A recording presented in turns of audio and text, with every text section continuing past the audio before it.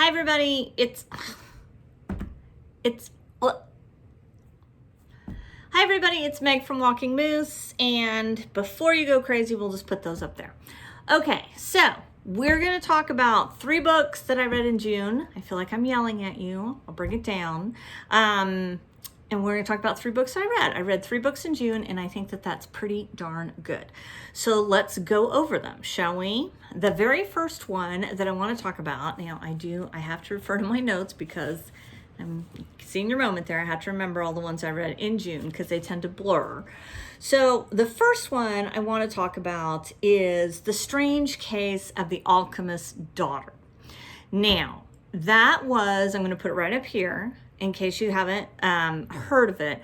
That was, I thought, a really fun book. Let me sort of give you an overview, a bird's eye view of it, and then you can decide whether or not you would like to read it. So, The Strange Case of the Alchemist's Daughter is about the daughter of Jekyll and Hyde. Her name is Mary Jekyll, and she is the daughter, I think her name is Mary Jekyll. I took the book back to the library, but I'm pretty sure it's Mary. But anyway, it starts out with the death of her mother. She desperately needs money. She has decided that she is going to go after Hyde to try to find the man who she thinks is a separate person. She starts out at the beginning of the book thinking that Mr. Hyde is a separate person from her father, Dr. Jekyll, and she needs to go after him and find him. And along the way, she picks up all of these young women who are daughters of famous monster creators, I guess is what we would say. Like we have the daughter of Frankenstein, and we have the daughter of Dr. Moreau. I don't know if you guys are familiar with Dr. Moreau, and he would turn all the people into animals and the animals into people and everything like that. Along the way, she also strikes up a friendship with Sherlock Holmes and John Watson. And it was a very good read. I thought it was a great story. I thought it moved along fast. Now, I am going to talk about some stuff that I didn't like in it, and I will tell you why. It's not really spoilers, but the author decided as she was writing along that she was going to take the easy way out, in my opinion, on some of her descriptions and just her writing style. So when you're reading a book, let's say you and I are reading a book, and you're reading a book and there's 3 or 4 people in the room, and we're going to say it's Mr. A, Mr. B, and Mr. C. Now stay with me here. I'm going to get to what I didn't like. So the characters are Mr. A, Mr. B, and Mr. C. And you're getting the description of the room from Mr. A. Well, all of a sudden, this particular author would switch to Mr. B. And then she would have in the middle of the page, like script writing, like as if she was writing a screenplay. And then the characters would talk to each other and they would say, hey, Mr. B, you can't suddenly take over my point of view. And and that would be Mr. A. And then Mr. B would be like, well, but I can because it's, it's our story and we can make it any way we want. Ick. It's like if you want it, I think we're going to see a lot of that because frankly, it's probably easier because you don't have to have that conventional flow of finding the whole description from Mr. A and then moving to Mr. B. I think it's just easier to say, well, I'm just not going to do it like that. I'm just going to all of a sudden throw in this thing and it'll be cute. It'll be funny. It was cute and funny like the first couple of chapters. But then after that, I was like, I like the story. I like the characters. But what do you want to write, sugar? Are you writing a book or are you writing a screenplay? Because you're meshing the two, and you're meshing the two when you want to. There was no rhyme or reason to why she would suddenly switch to this like inverted script thing. So I would just give you a word of caution on that one. I don't know. I mean, it may be something that you find charming and endearing, but after a while I was just like, lazy. I mean, I still like the story. She's a great author. I mean, I didn't do it. I didn't write it. I mean, good for her. She wrote a book, got it published and everything like that. But I still thought it was kind of lazy. Okay, so that's book number 1. Book number 2, Cherry Ames, Staff Nurse. And I have to say, of my 3 books that I read, that was my all-time favorite one. And let me tell you why. Let me give you an overview of what happens in Cherry Ames. In Cherry Ames, now it was written in 1962, and it takes place in Hilton, Illinois, fictional place, I'm sure. I haven't looked it up on the map. But anyway, so Cherry Ames is a nurse, and it's summertime, and they've got a couple of different storylines going on. They have the storyline of the junior volunteers. So these teenagers, they're trying to get these teenagers to work at the hospital, and like candy striper stuff. I mean, not any big stuff. And you have some people from the hospital who do not want them there. They're like, they're going to screw it up. They're going to mess something up. They're going to screw it up. And then you have other people from the hospital that really want them there, because not only do they want to train future nurses and doctors, not only do they want to get that love of medicine and helping people going, but they also know that part of healing has to do with your mental well-being. And I thought that was really impressive and interesting to have from a 1962 book, because there is a lot of discussion about how much healing can take place when you're in a better mood and when you're in a better frame of mind. I really admired that. Okay, so you've got the junior volunteers. What's going to happen with junior volunteers? So you've got that going on. And then you've got this woman who is, her name is Patty.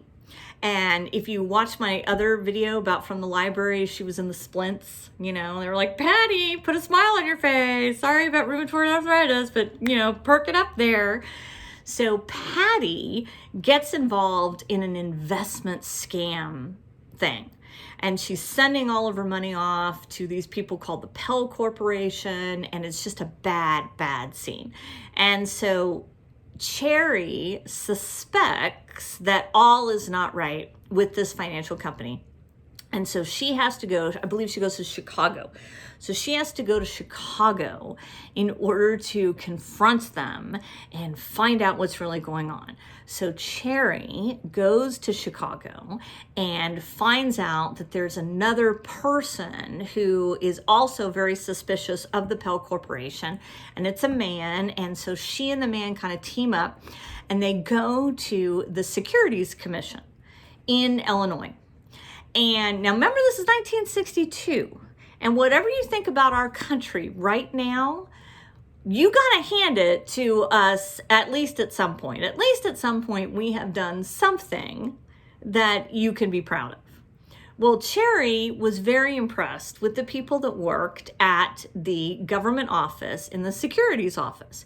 And I was too, because these people were just on it. I mean, Cherry came in and she's like, we've got a problem. We've got this guy. And I think, he's a racketeer. He's a con man. And they were like, let's go. Let's figure it out. Let's do it. And they took notes, and they sent Cherry to go and meet the guy and kind of set a trap for him, which she did. It wasn't really exciting because it was not like gun battles or anything like that. But I really, really, really liked the book. And I'm going to give you some reasons for why I liked the book. And that was one of them. It really made you proud to be an American. I mean, I know that probably in some circles these days is not the right thing to say. And, let's just be really clear here that, I lean left. I'm a left. I'm going to lean all the way left. So you see, I don't lean right. I lean left. And there is a lot to be unhappy about in our country today. But Cherry Ames made me very proud of being an American, because she went on. She had like 3 pages of Cherry reflecting on how important it was to have people in government who are good people and who want to protect the rights of the citizens and who do protect the rights of the citizens.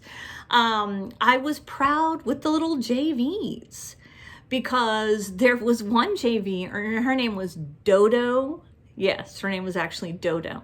And she was a chunky little thing. She was portrayed as like a heavyset little thing. And she won an award for being best junior volunteer or something like that. And the mean girl, who was really pretty, she didn't win the award. And again, and I was kind of proud of that too. I was proud of Dodo. Because, you know, Dodo was she was a little picked on and everything like that, but she stuck in there and she stayed the course and she picked up the mail and she did the flowers and she did everything that she was supposed to do. And I really enjoyed it. I really liked the whole, I mean, yes, I mean, there were no people of color in it. There were no people, you know, I'm sure that would have been frowned on in Hilton, Illinois. I mean, let's be frank about this. It was 1962. But Cherry Ames, staff nurse, for what it was really good. And it was, I also wanted to talk about the medicine in it because I just loved it so much. And they talked a lot about the medical treatments that they did and the medical procedures that they did and everything like that. And I thought that was super interesting that they weren't just glossing that over. They were actually talking about it. But they also talked a lot about attitude. And they talked a lot about, you know, you don't want to get into that, what's it called? Toxic optimism or something like that, where everything is fantastic all the time and you got to be happy all the time. And if you're only happy, everything will work out. It wasn't like that. But they really talked to these patients, especially Patty, because Patty would moan and Patty would be like, oh, I'm never going to walk again. I'm in the splints, rheumatoid arthritis and everything. But then they talked to Patty and they were like, you know what, Patty, you're going to be fine, but you got to try. You got to get on the walker and you got to try. And she did, and she got better. And she got a job as a secretary. I mean, it's not like, I mean, she lost a lot of her money because of the scam.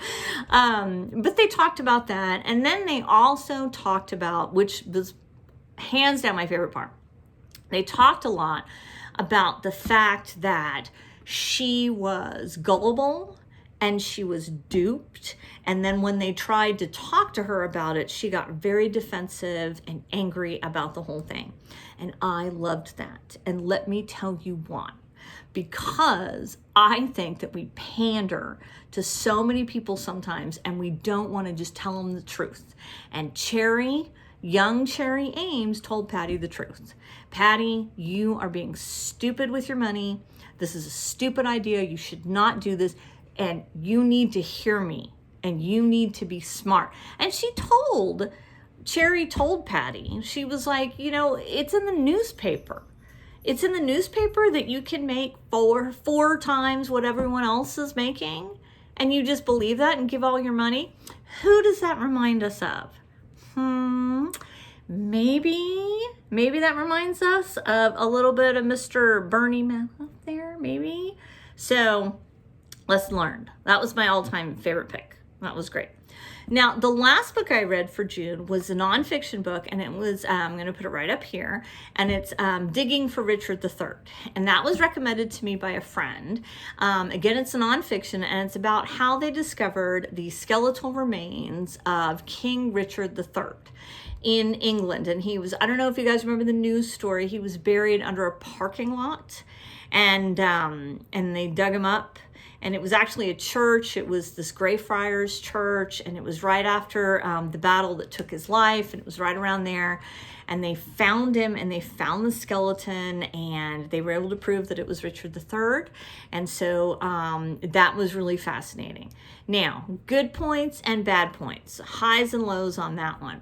For an archaeology book, for a book about archaeology, I thought it was very well written. I thought it moved like fiction.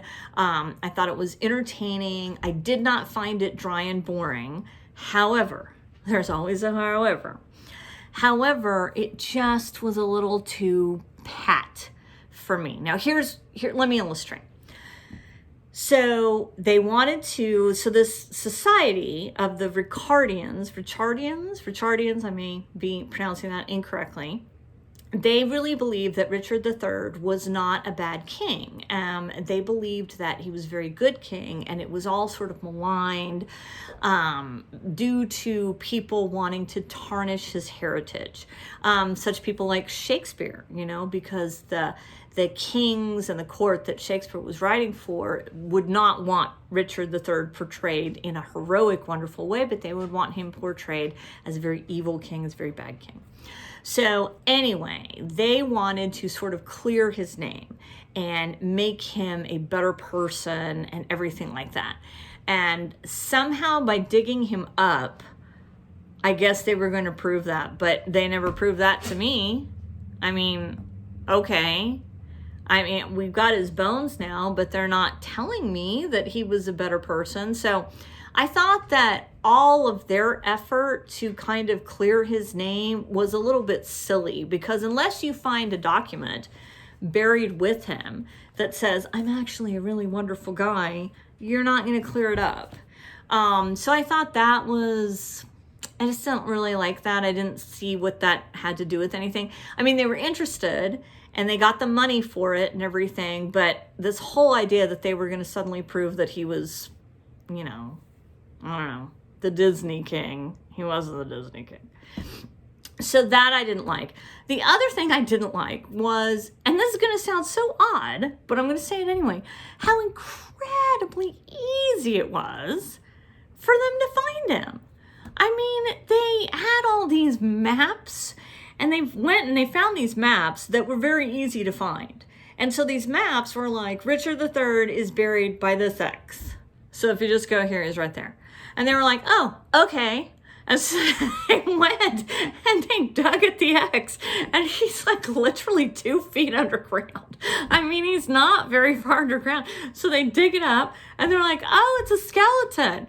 Look at that. Wait a minute. He's got a curved spine.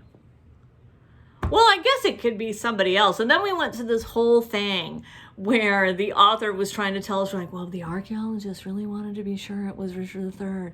They really wanted to be sure it was him and everything. And it was like, how many curved spine people buried where the map said Richard III was buried could there possibly be? And then the other thing that I didn't like about it was there was no drama in finding him. It was easy to find him. The maps corroborated very easily everything that they said. And then there was a part where they have this woman, Philippa. These people are not going to watch this video. They're not going to watch it. So Philippa, she was very intent on finding him. She was like the woman who led the charge on finding him. And she had an interesting story. She read about him on a beach vacation and just suddenly said, that's my life's mission, is that I will now find Richard III. I will find where he is buried. Well, I mean, it wasn't really that hard. So then at one point she had gotten this sponsor, and the sponsor was going to give him 15,000 pounds, right? And then the sponsor pulled out, this is to do the dig, and then the sponsor pulled out and only gave him 5,000 pounds. So she got on the computer in order to raise the other 10,000 pounds. And within a couple of hours, she had raised 13,000 pounds. What? I mean, it is so easy. It was so easy. And I kind of got a little bit, you know, I want a little struggle. I want a little strife. But that's not to diminish what they did. I mean, they were trained professionals. They did a wonderful thing. They found him. They used DNA. They used their minds. I mean, and it was a good, interesting read. But am I just so curmudgeonly that I'm like, well, they didn't try hard enough? Whatever. Okay, I'm going to keep it short this time. It is late for me and I haven't had dinner, so I will keep you posted. Next video, I think we're going to do What's on My Shelf, Emily Loring. So excited for that. You may not have heard from her, but get ready because you're going to love her. Check you later.